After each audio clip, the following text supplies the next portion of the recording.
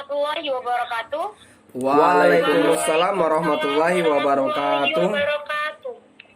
Kami dari Prodi D3 Perjalanan Wisata kelas 1D.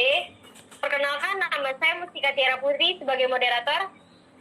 Perkenalkan, nama saya Regita Putri Banata Salva sebagai partisipan. Dan perkenalkan, nama saya Muhammad Farhan sebagai partisipan. Perkenalkan, nama saya Muhammad Rafid Julian sebagai partisipan. Oke, di sini kami akan studi kasus mata pelajaran pengembangan karakter. Kasusnya adalah, jika Anda adalah direktur pada suatu perusahaan, Anda memiliki seorang karyawan yang cerdas, namun sering membuat masalah dengan rekan-rekan kerjanya. Karyawan tersebut tidak suka menerima masukan dari kritik dari rekan kerjanya dan sering menganggap remeh hasil pekerjaan rekannya. Namun faktanya, memang dia memiliki kemampuan kerja yang baik. Menurut kalian semua, apa yang harus kalian ambil dalam menanggapi sikap tersebut? Yang pertama, Regita, bagaimana? Oke, izin menjawab semuanya. Di sini saya akan menjawab pendapat saya karena menurut saya paling penting itu sikap ya. Karena kalau di mana kita tinggal, di mana kita berdiri, di situ kita wajib nanamin sikap kita. Kalau misalkan kita di tempat kerja itu buruk, gimana kita mau dihargain sama orang? Jadi kan itu udah jadi habit forming. Sebenarnya kalau sikap sendiri masuk ke dalam diri sendiri, kita sendiri yang bisa merubah. Jadi sebaiknya kita wajib sadar gitu loh kalau itu salah gitu loh. Jadi kita kayak oh ya saya salah, jadi saya harus merubah ini semua. Gimana sih caranya? Entah kita di mana, entah kita coba menghargai orang lain dengan cara kita kayak hal terkecil aja, kita nyapa aja itu jadi kayak sikap kita udah semakin naik satu tingkat daripada yang kemarin. Jadi kalau menurut saya sih yang pertama emang sikap-sikap itu sangat penting. Sekian dari saya. Oke, yang kedua, Rafid. Kalau menurut saya sih, yang kedua itu peduli sekitar ya. Kalau menurut saya peduli sekitar itu penting karena jika kita peduli sekitar, maka orang itu juga bakal respect ke kita. Seperti kita menolong rekan kita yang sedang kesusahan, maka sewaktu-waktu jika kita kesusahan, maka orang itu bakal berbalas kebaikan juga, seperti menolong kita saat kita dulu kesusahan. Nah, itu termasuk peduli sekitar kalau menurut saya sih seperti itu.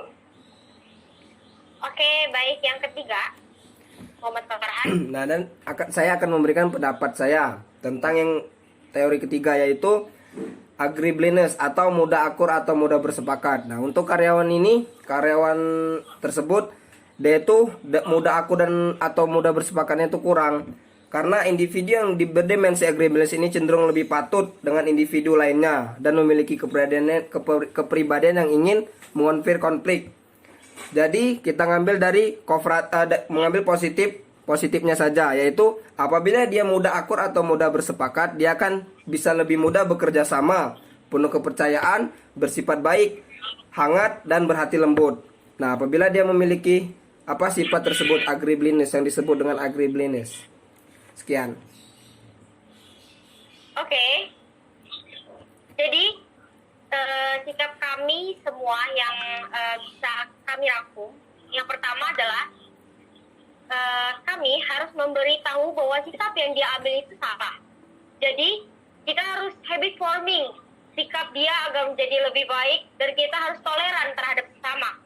Yang kedua, peduli terhadap sekitar. Jika kita peduli terhadap sekitar, orang pasti akan peduli terhadap kita juga. Yang ketiga, kita harus mudah akur. Jika kita bisa, apa langkah yang bisa kalian ambil dalam menghadapi kasus tersebut?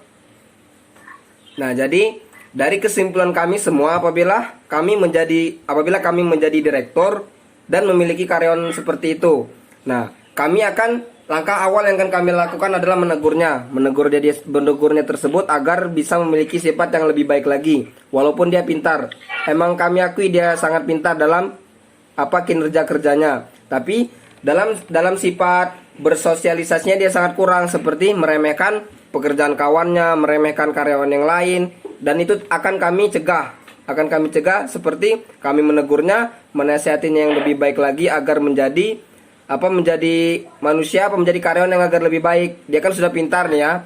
Nah, apabila dia pintar, dia memiliki akhlak yang baik juga. Nah, dia akan menjadi ini apa? Lebih baik lagi gitu, insan kamil. Oke. Nah, misalkan jika kita respect gitu terhadap karyawan-karyawan yang lain gitu, pasti karyawan-karyawan yang lain juga bakal respect gitu ke kita. Iya. Iya, jadi kalau misalnya jadi biar kayak kita tuh nggak semena-mena sama mentang-mentang kita sebagai bos nih kita pinter, tapi pegawai yang lain nggak kita perhatiin gitu kan. Jadi kan kayak gimana kan kesana. Jadi kalau menurut kita semua, kita harus memberikan habit forming, memberikan banyak pelatihan dan ya sejenisnya lah. Pokoknya yang bisa merubah diri dia sendiri. Tapi dari diri karyawan tersebut harus menerima juga, menerima Iya. apa yang kita sarankan.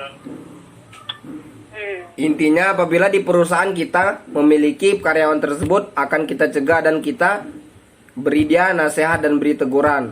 Dan apabila dia masih melakukan hal tersebut, sudah diberi peringatan, sudah diberi teguran, nah kami akan memberikan yang sanksi yang lebih keras lagi, yaitu apa namanya, kayak di PHK gitu kan ya. PHK. Pengurangan gaji biar seenggaknya kan dapat di biasanya tuh masyarakat Indonesia kayak kalau misalkan dia diancam dia bakal berubah. Jadi kayak penanaman pertama sendiri tuh kayak diancam dulu gitu. Jadi kan dia kayak saya nggak mau gaji saya berkurang, jadi saya harus berubah gitu. Iya benar. Ya, benar sih. Oke.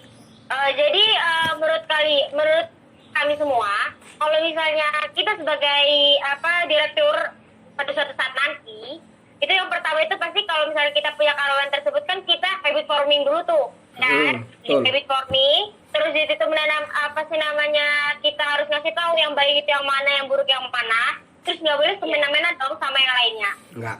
Oke. Iya benar. Oke, terima kasih. Terima kasih. Apabila kami dapat kesalahan, kami mohon maaf. Kami akhiri. Wassalamualaikum warahmatullahi wabarakatuh. Dah. See you next time. Tahu